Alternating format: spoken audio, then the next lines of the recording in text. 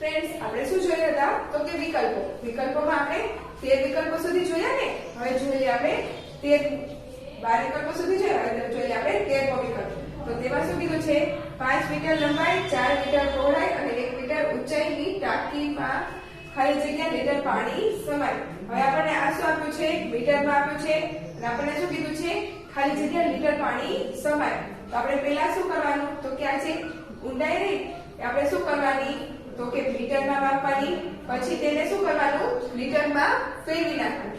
તો ચાલો કેવી રીતના એવું તમને સમજાવું. તો શું આવશે તો કે લંબાઈ ગુણ્યા પહોળાઈ ગુણ્યા ઊંચાઈ. એટલે લંબાઈ શું થશે તો લંબાઈ આપણને આપી છે કેટલી 5, પછી પહોળાઈ તો કે 4 અને ઊંચાઈ 1 મળ્યું છે. તો શું આપ્યું છે આપણને કેટલું થશે 5 ચોક 20 મીટર સ્ક્વેર આમ મળશે. તો આપણને શું થશે આપણને કીધું છે કે લીટરમાં કહેવાનું છે. તો હવે આપણે શું લખવાનું તો કે 1 મીટરનો સ્ક્વેર બરાબર કેટલા થશે તો કે 1000 લીટર. આપણે અગાઉ ખાલી જગ્યામાં પણ જોયું હતું ને કે 1 મીટર બરાબર કેટલા લીટર તો કે 1000 લીટર. તો એવી જ રીતના 20 મીટર હોય તો કેટલા લીટર થાય એટલે તો કેટલા થશે તો કે 1000 ગુણ્યા 20 એટલે કે કેટલા થશે 20000. તો કેટલું પાણી સમાશે તો કે 20000 એટલે કે 4 મીટર 5 મીટર અને 1 મીટર ઊંડાઈ હોય ત્યારે કેટલું પાણી સમાશે તો કે 20 લીટર પાણી સમાશે એટલે કે ઓપ્શન સી. હવે જોઈએ આપણે 14. તો તેમાં શું કીધું છે કે એક લંબઘનના પાયાનું ક્ષેત્રફળ 20 સેમી છે અને તેની ઊંચાઈ 3 સેમી હોય તો ઘનફળ શોધો. શું શોધવાનું છે આપણે ઘનફળ. ઘનફળ બરાબર શું આવશે તો કે પાયાનું આપણને ક્ષેત્રફળ આપી દીધું છે કેટલું છે તો કે 20 અને આપણને ઊંચાઈ આપી છે કેટલી છે 3 એટલે કે 20 ગુણ્યા 3 એટલે કેટલા થઈ જશે 60. આ શું મળી ગયું આપણને તો કે ઘનફળ મળ્યું. કેટલું મળ્યું 60. તો ફ્રેન્ડ્સ સમજાઈ ગયું ને કયો ઓપ્શન આવ્યો ઓપ્શન એ. તો હવે આપણે આગળ જોઈશું. હવે જોઈએ આપણે 15.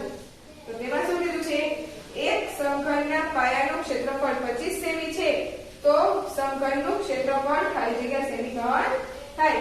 શું આપ્યું છે તો કે ઘનફળ કેટલું થાય l નો ઘન. તો કેટલું આપ્યું છે 25 આપ્યું છે એટલે કે 25 આપ્યું છે એટલે શું કરવાનું તેનો ઘન એટલે કે 25 ગુણ્યા 5 કરીએ એટલે તેનો ઘન થઈ જાય એટલે શું કરવાનું 25 ગુણ્યા 5 તો શું આવશે આપણે 125. આ શું મળી ગયું આપણે તો કે સમઘનનું ઘનફળ કેટલું મળ્યું 125. તો હવે આપણે જોઈશું આગળ. હવે જોઈએ આપણે ખાલી વિકલ્પ નંબર 16. તો 16મા વિકલ્પમાં શું કીધું છે તો કે 16મા વિકલ્પમાં કીધું છે કે એક અર્ધવર્તુળની ત્રિજ્યા 7 સેમી છે તો પરિમિતિ ખાલી જગ્યા સેમી થાય. હવે શું આપણને આપ્યું છે એક અર્ધવર્તુળની ત્રિજ્યા આપી છે કેટલી તો કે 7 અને શું શોધવાનું છે તો કે પરિમિતિ શોધવાની છે ને. તો આપણું સૂત્ર શું આવશે તો કે પાઈ r વત્તા 2r. આવું સૂત્ર આવશે શેનું તો કે પરિમિતિ બરાબર પરિમિતિ. હવે પાઈ ની કિંમત તો આપણે ખબર છે શું મૂકવાની તો કે 22/7 અને ગુણ્યા r. r કેટલા આપણને આપ્યા છે તો કે 7 અને વત્તા શું આવશે 2 એમનામ જ અને r શું છે તો કે 7 થઈ ગયું. હવે તો કે આ સાથે આ 7 ઉડી ગયા. શું બચ્યું આપણી પાસે તો કે 22 + 7 × 14. આ બંનેનો શું થશે સરવાળો. તો સરવાળો કરીએ કેટલા થશે 4 ને 6 4 ને 2 6 અને 2 ને 1 3 કેટલા આવ્યા 36. તો શું મળી પરિમિતિ 36 સેમી એટલે કે ઓપ્શન સી. સમજાઈ ગયું ને શું કીધું હતું અર્ધવર્તુળની શોધવાની હતી પરિમિતિ.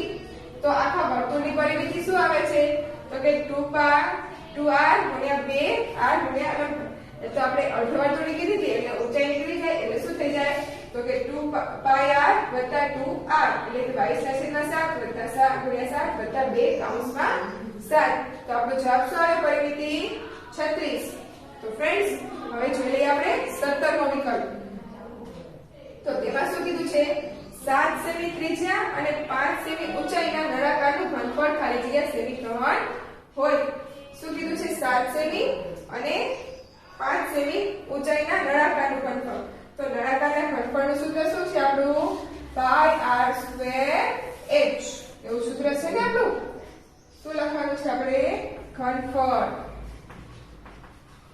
શું સૂત્ર હતું πr²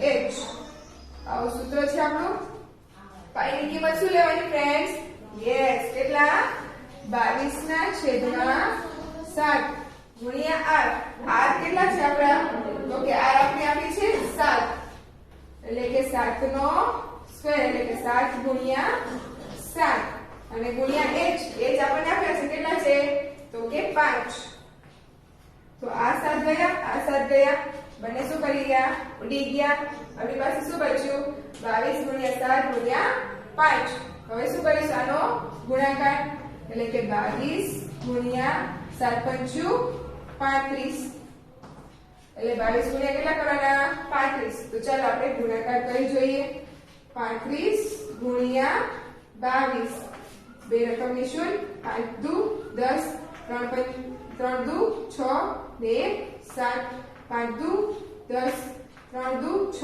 ને 7 શું જવાબ આવ્યો 077 કેટલો આવ્યો 770 આ શું મળી ગયું આપણને તો કે નળાકારનું ઘનફળ કેટલું મળ્યું ઓપ્શન સી 770 તો ફ્રેન્ડ્સ સમજાઈ ગયું બધાને હવે 17મા વિકલ્પો સુધી બધા વિકલ્પો બધાને સમજાઈ ગયા ને કોઈ ન આવડતું હોય કે ન સમજાણું હોય તો મને પૂછવાની છૂટી છે ઓકે તો ચાલો હવે જોઈ લઈએ આપણે ચોથું તો તેમાં શું કીધું છે કે નીચેના વિધાનો ખરા છે કે ખોટા તે લખો હવે આપણે વિધાન આપ્યા છે તે ખરા છે કે ખોટા એ ચકાસણી કરીને રાઈટ અથવા રોંગ કરવાનું છે ઓકે તો પહેલું શું કીધું છે રોડ લોડર નો આકાર ગોળ છે રોડ લોડર હોય એ તમે જોયું છે ઓલું રોડ બનાવતા હોય ત્યારે તેના માથે ફેરવતા હોય ખબર છે ઓલું રાઉન્ડ હોય નળાકાર જેવું તો એનો આકાર કે છે ગોળ હોય તો એ વિધાન કેવું છે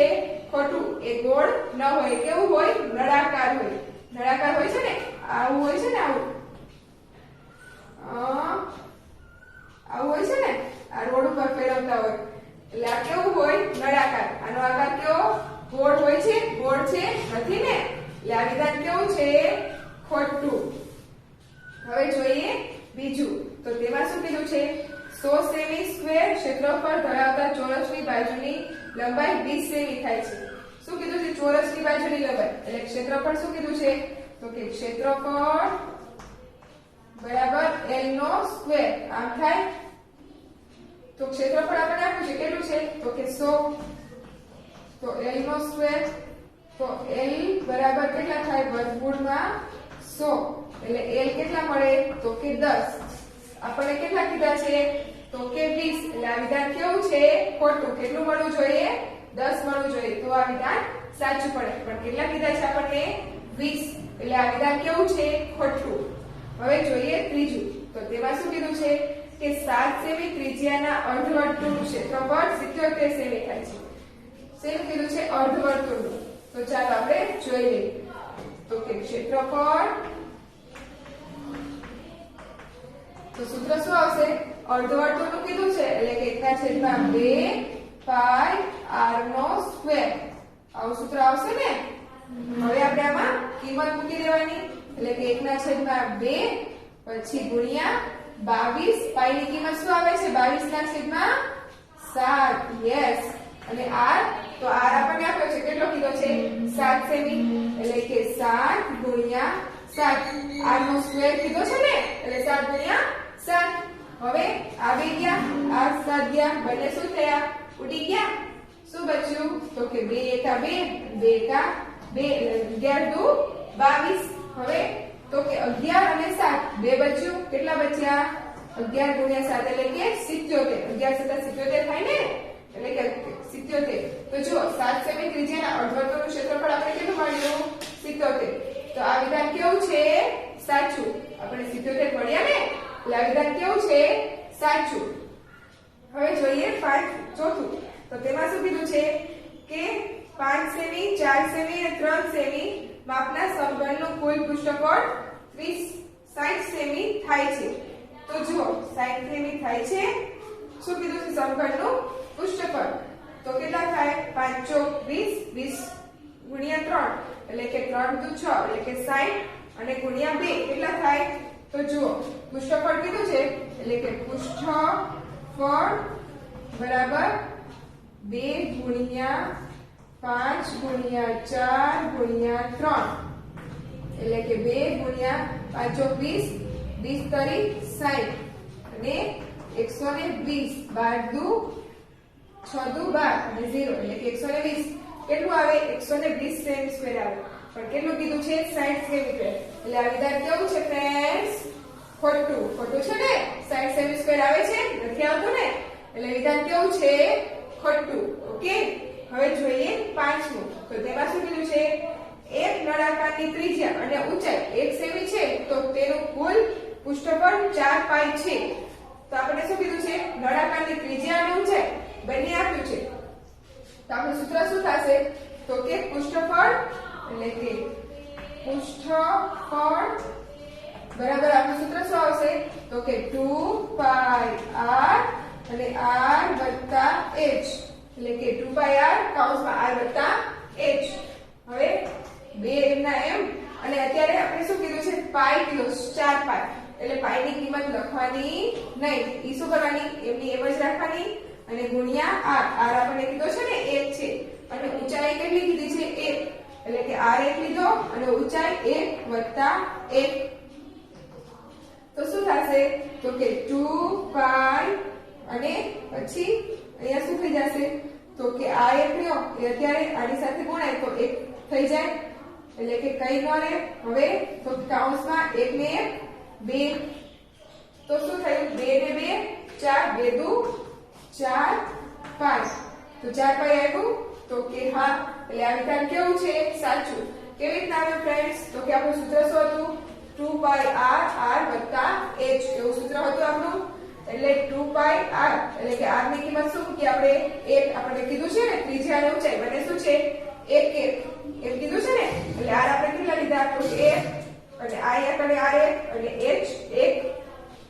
તો પછી 2 પાઈ અને આને 1 વડે ગુણીએ એટલે પાઈ નો પાઈ એમ જ રહે અને 1 ને 2 પછી 2 દુ 4 4 ને પાઈ પાઈ નો 1 એટલે શું થઈ ગયું? 4 પાઈ. એટલે આ વિધાન કેવું થઈ ગયું? સાચું. તો ફ્રેન્ડ્સ સમજાઈ ગયું ને બધાને? હવે જોઈ લઈએ છઠ્ઠું. તો છઠ્ઠામાં શું કીધું છે? કે 6 લીટર છઠ્ઠામાં કીધું છે 1 લીટર બરાબર 100 સેમી નો ઘન. એટલે એમ કીધું છે 1 લીટર હોય 1 લીટર જો તેને સેમીમાં ફેરવવું હોય ને તો કેટલું થાય? તો કે 1000 સેમી ઘન. આમ થાય છે. તો કે હા આ વિધાન કેવું છે? સાચું. Okay friends. જ્યારે લીટરમાંથી સેમી કરવાનું થાય એટલે 1 લીટર બરાબર કેટલું થાય? 1000 સેમી. ઓકે.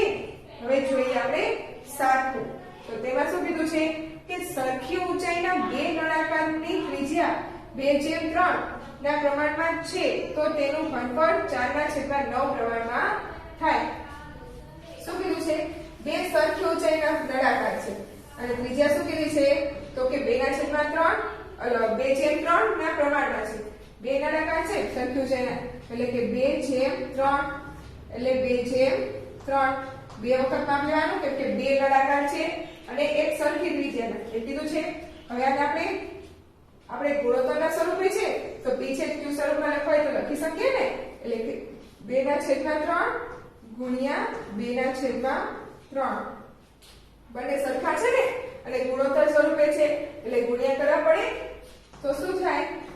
2 દુ 4 અને 3 તરી 9. શું આવ્યું? તો કે 4/9. હવે આને આપણે ગુણોત્તર સ્વરૂપે લખવા હોય તો કેવી રીતના લખી શકીએ? યસ 4/9. 9 આવી રીતે લખી શકીએ ને આપણે તો જો આપણે આવે છે તો કે હા આવી ગયું ચાર જેમ 9 કેવી રીતના મળ્યું તો કે આપણે કીધું છે કે બે સરખી ઊંચાઈના નળાકાર છે એટલે બે નળાકાર લેવાના એટલે કે 2/3 ગુણ્યા 2/3 2 દુ 4 3 તરી 9 હવે એને ગુણોત્તર સ્વરૂપે કેવી રીતના લખાય તો કે 4/9 તો 4/9 આવી ગયા છે એટલે આ વિધાન કેવું છે સાચું હવે જોઈએ આપણે 8મું તો તેમાં શું કીધું છે 1 સેમી બાજુના સમઘનનું પૃષ્ઠફળ 1 સેમી ઘન થાય તો 1 સેમી ઘન બાજુનું પૃષ્ઠફળ હોય તો પૃષ્ઠફળ શું થાય આપણે તો કે જ્યારે પૃષ્ઠફળ શોધવાનું હોય એટલે કે પૃષ્ઠફળ શું થાય 6l એટલે કે 6 ગુણ્યા 1 એટલે કે 6 એકા 6 શું આવે 6 આવે 6 આવે ને પણ આમાં શું કીધું છે તો કે આમાં આવે છે કે છે 1 તો આ વિધાન કેવું થાય ખોટું શું આવવું જોઈએ 6 આવવા જોઈએ એટલે આ વિધાન કેવું છે ખોટું હવે જોઈએ આપણે 9મું તો તેમાં શું કીધું છે કે 24 સેમી સ્ક્વેર પૃષ્ઠફળ ધરાવતા સમઘનની બાજુની લંબાઈ 2 સેમી છે શું કીધી છે 24 સેમીનું પૃષ્ઠફળ ધરાવતા સમઘનની બાજુની લંબાઈ કેટલી કીધી છે 2 સેમી તો એનું આપણે સૂત્ર શું હતું તો કે પૃષ્ઠફળ બરાબર 6l નો સ્ક્વેર આવું સૂત્ર હતું આપણું તો પૃષ્ઠફળ આપણને આપ્યું છે કેટલું છે તો કે 24 એટલે કે 24 બરાબર 6l નો સ્ક્વેર આપણે l શોધવાનો છે ને હવે l ની શોધવાનો છે તો l આપણે લેવા દઈશું એમને તો આને શું કરીશું આના છેદમાં લઈ જશું એટલે કે l નો સ્ક્વેર બરાબર 24/6 એટલે l સ્ક્વેર આપણને શું મળશે તો કે 6 ચોક 24 થાય ને એટલે 4 આવ્યા આપણે શું મળ્યું આ l નો સ્ક્વેર મળ્યો આપણે શું શોધવાનો છે l શોધવાનો છે ને તો આ સ્ક્વેર આપણે વર્ગ કાઢવો હોય તો શું કરવું પડે યસ આ l કરી નાખવાનો વર્ગ વગરનો અને આપણે આ વર્ગ કાઢીએ એટલે આ શું થઈ જાય વર્ગમૂળ થઈ જાય એટલે કે 4 શેમાં વયા જાય વર્ગમૂળમાં એટલે તો 4 નું વર્ગમૂળ શું નીકળે યસ કેટલું 2 તો l આપણને કેટલો મળ્યો 2 તો કીધું છે 24 સેમી પૃષ્ઠફળ ધરાવતા સમઘનની બાજુની લંબાઈ 2 સેમી મળે છે તો 2 સેમી મળી તો કે હા એટલે આ વિધાન કેવું છે સાચું હવે જોઈએ 10મું તો તેમાં શું કીધું છે કે સમાંતર બાજુ ચતુષ્કોણની ચારે બાજુના માપ સરખા હોય સમાંતર બાજુ હોય એટલે સમાંતર બાજુ કેવા કહેવાય સમાંતર બાજુ ચતુષ્કોણ કે જેની બે બાજુઓના માપ સરખા હોય એટલે આ બાજુનું માપ એટલે કે જાણે કે આ બાજુનું માપ ને આ બાજુનું માપ બને સરખું હોય અને આ બાજુનું માપ અને આ બાજુનું માપ બને સરખું હોય એટલે સમાંતર બાજુ ચતુષ્કોણના ચારે બાજુના માપ સરખા હોય નહીં કઈ બાજુના માપ સરખા હોય તો સામેની બે બાજુના માપ સરખા હોય એટલે કે આ સમાંતર બાજુ ચતુષ્કોણની ચારે બાજુના માપ સરખા હોય એ વિધાન કેવું છે ખોટું ઓકે ફ્રેન્ડ્સ તો અહીંયા સુધીના 10 સુધીના ખરા ખોટા બધાને સમજાઈ ગયા ને તો ચાલો હવે આપણે આગળ જોઈશું